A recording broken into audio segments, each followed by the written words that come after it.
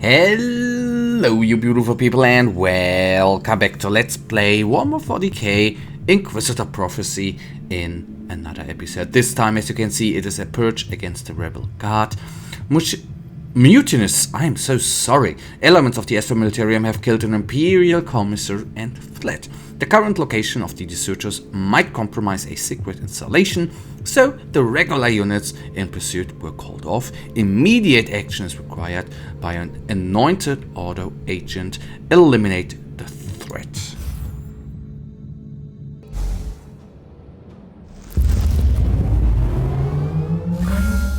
Xenos, demons, heretics.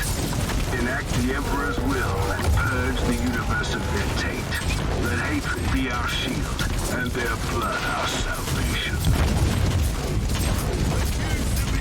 Oh yeah, and that will be, in case you wonder why we are not fighting chaos anymore. We are actually now dealing with another auto, so that means no chaos. Targets here at hand, which is just fine. A change in enemies is actually not that bad. Imperial Guard always is nice, or Astro Militarium or Rebel Guard always nice to fight against as well. The only, not the only, actually the good part is that we maybe then face a Lehman Russ. But I rather assume we are going to face a Sentinel, but that is nice to fight up against as well. We have had a couple of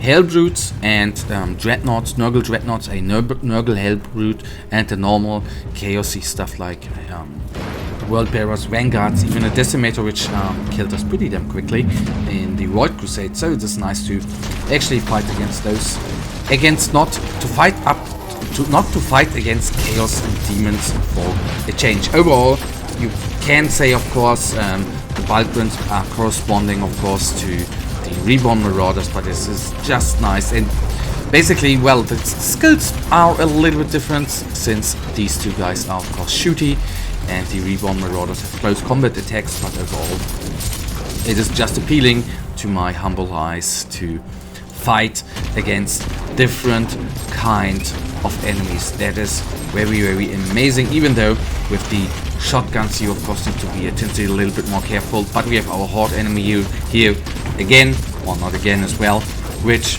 were gobblers when fighting against Nurgle demons, so that is quite alright with me, just with me.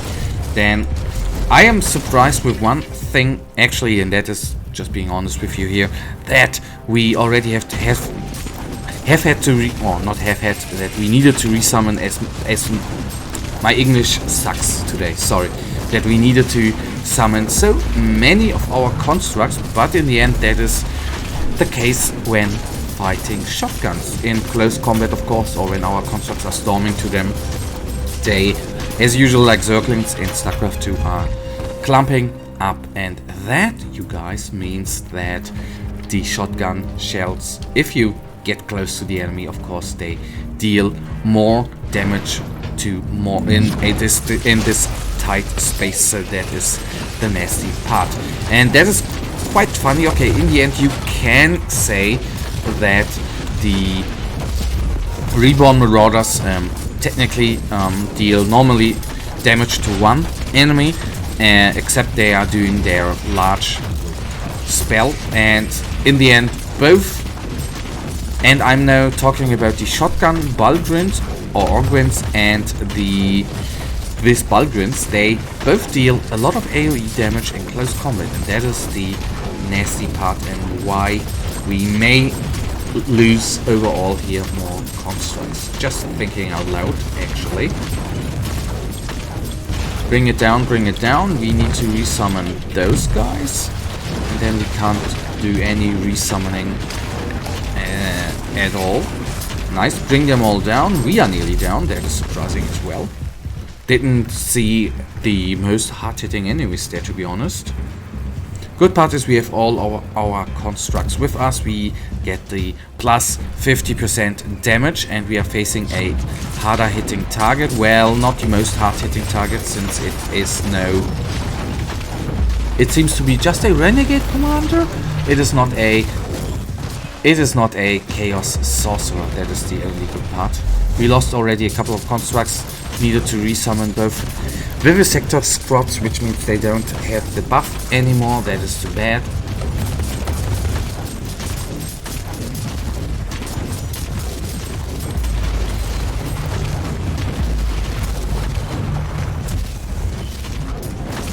So even if you argue this is just a level 83 mission, no problem at all.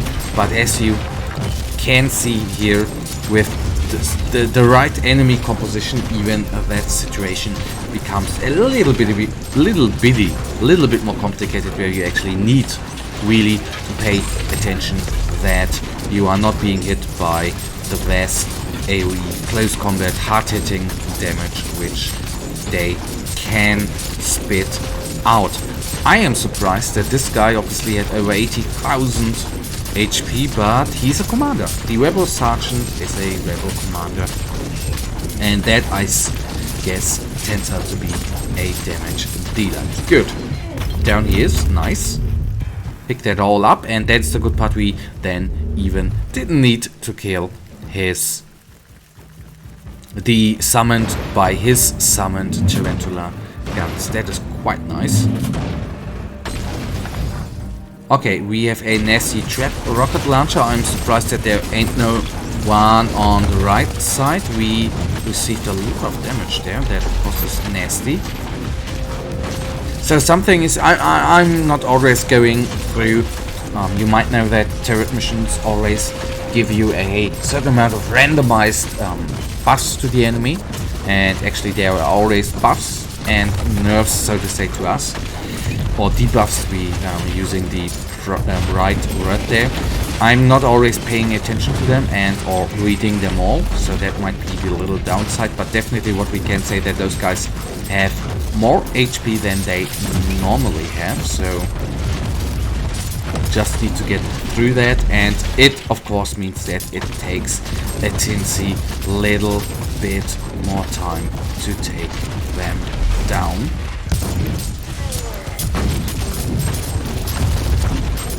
And of course, well, only one of them had such a large amount of HP. Okay, I guess the HP here is randomized again. Not again, but as well. That is the word I wanted to say, which did not come out.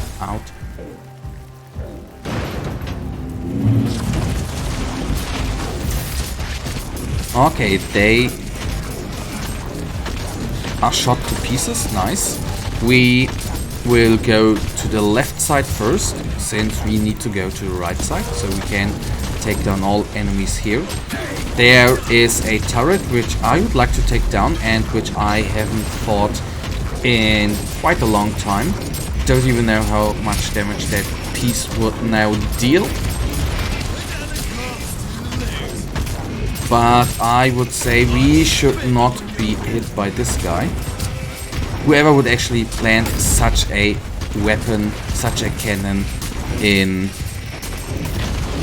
a place like this, since I would say we are either in a facility or on a... I didn't even remember, or I don't even remember what was the briefing exactly. I guess we are a facility and not a starship, but you would place it, which would practically just shoot the doors, or not the doors, but the walls. I guess this guy could shoot some big holes in the wall. Okay, what is a good reminder that this guy can deal quite a large amount of damage if it hits you.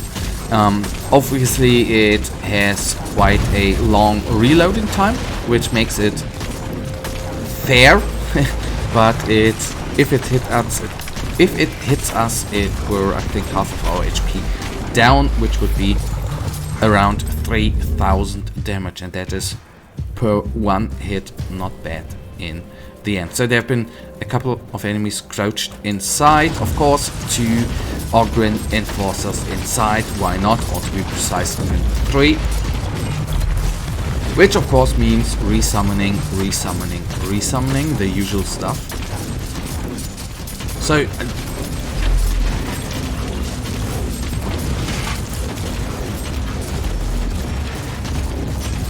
got them, and he will fall quickly.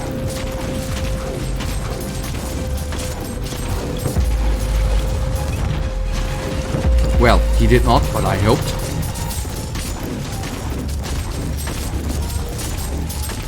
Come on, get in another of the vanguards, please. Just do it for me. Okay, not coming in anytime soon, obviously.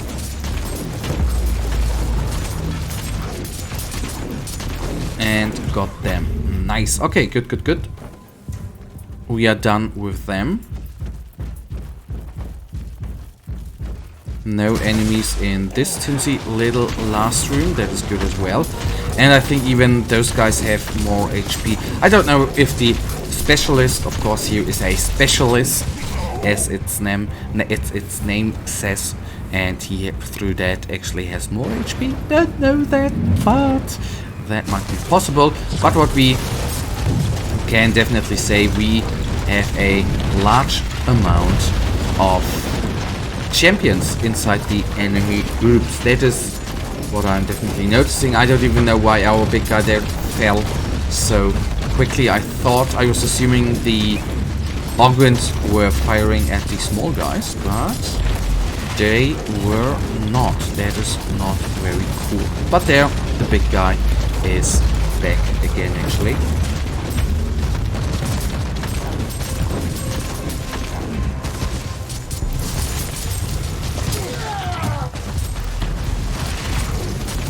So please surround him, and then we are actually practically already in the last room, and that means we are nearly through this wonderful, wonderful mission.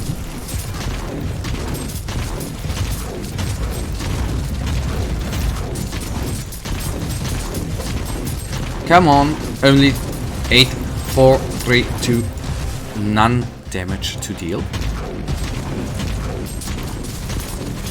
So since even those guys have 7000 HP, we definitely have an overall enemy HP buff here, kicking in. Not nice, but something we can easily and quickly deal with and take the enemies down. I don't want to die, even though, as you know, we can die 3 times, so it does not matter after all. But it's always a little bit of a how do you say that? On the one hand, of course, a bummer. Even if you don't lose the mission instantly, you never ever want to die and just go on, because it costs a little bit of time. And sadly enough, You are no Astartes, but you can certainly fight. I assume there won't be a vehicle to fight against, although, of course, up in the room still could be technically be a vehicle, but you never know. Sometimes these things can quickly escalate.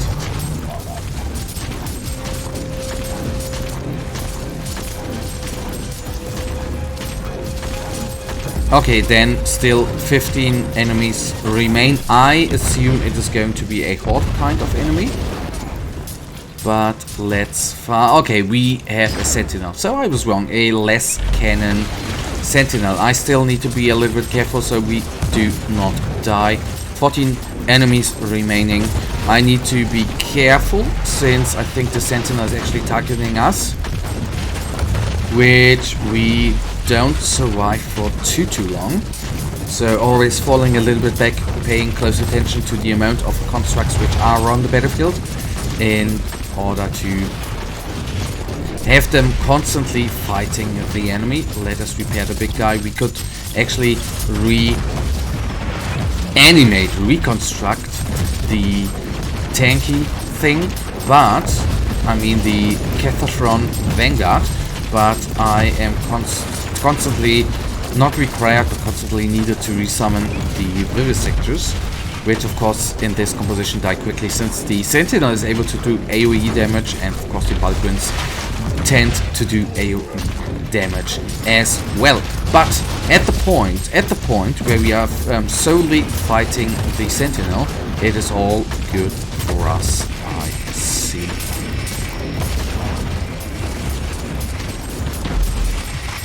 Although he of course has a nasty close combat attack like the Dreadnought, he can stomp, so to say, our guys, and that would, I think, nearly take them all down. But wherever he was concentrating on the big guy, I don't think that the less cannon, okay, it can deal a lot of damage, especially if it is critical hitting, but the good part here is that it's really only is affecting one singular guy, and that is good for us, especially as you see here, it sometimes can't decide which target to shoot, and that is always getting them not into our way, but it is good for us since it distracts the enemy a little bit. So 10,000 HP down. Fun. Okay, there you've seen the close combat attack. It has killed the big guy 2 times already in, I would say, not that large amount of time, but that means how good these guys are against big armor targets, that we can actually say. So take it down. Nice. Once again, the enemies of the Imperium failed miserably. Well, they did. And that, guys, brings us right now to the end of this episode. And you know it, I, as usual, really thank you for watching. If you guys actually do have enjoyed this episode, then please give me a little thumbs up and subscribe. And hopefully I'll see ya in the next episode. Until then, have a nice day. Stay frosty. Bye.